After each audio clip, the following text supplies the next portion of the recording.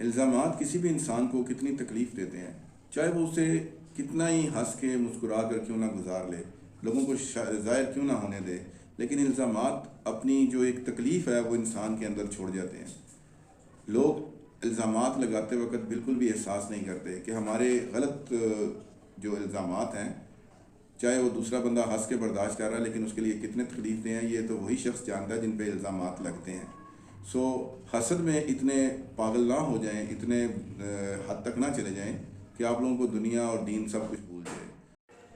جب آپ ٹیلنٹ میں کسی کو بیٹ نہیں کر سکتے نا، تو آپ اس کے اوپر کیچڑ اچھالنا شروع کر دیتے ہیں۔ یہ ہمارے پاکستان کے لوگوں کی مینٹیلٹی ہے کہ ہم اسے کمپیٹ نہیں کر پاتے، ہم اس کا مقابلہ نہیں کر پاتے، اور ہم یہ سمجھ لیتے ہیں کہ وہ ہم سے اوپر ہے، کوالٹی وائز وہ ہم سے اوپر ہے، تو ہم اس کے اوپر کیچڑ اچھالنا شروع کر دیتے ہیں، اس کے لیے گڑھے کھودنا شروع کر دیتے ہیں۔ اس سے حسد میں ہم لوگ بالکل پاگل ہو جاتے ہیں، بالکل اندھے ہو جاتے ہیں اور بالکل نفع نقصان نہیں دیکھتے، صرف اس لیے کہ دنیا ہمیں اچھا کہے۔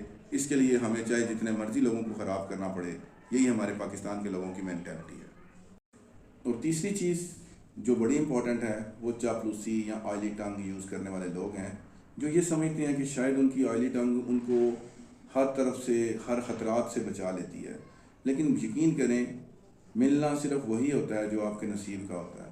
آپ لوگ جو آفیسرز کے دروازے کھولتے ہیں، آفیسرز جیسے گاڑیوں سے نیچے اترتے ہیں، آپ ان کے آگے جھک جاتے ہیں، ان کو ملتے ہیں، اس سے آپ کی بھی ڈگنیٹی ڈاؤن ہوتی ہے، اور اس کے علاوہ جو آپ کے جو دوسرے لوگ ہیں، جو آپ کے ڈپارٹمنٹ کے لوگ ہیں، جو آپ کے فیلوز ہیں، ان کی بھی ڈگنیٹی کو آپ ٹھیس پہنچاتے ہیں اس طرح کے کام کر کے۔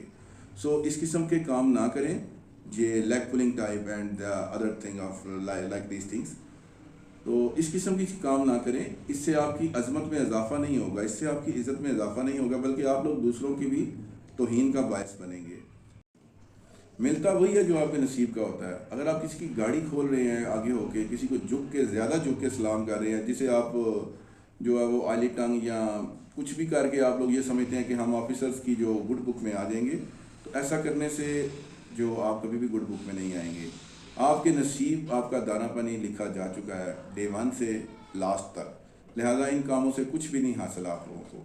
دوسری چیز آتی ہے وہ یہ کہ ہم لوگ یہ سمجھتے ہیں کہ ہم آفیسرز کو جب چغلی لگاتے ہیں، جب ہم بیک بائٹنگ کرتے ہیں اپنے ہی کسی فیلو کی، تو ہم ان کے بڑا نزدیک ہو جاتے ہیں۔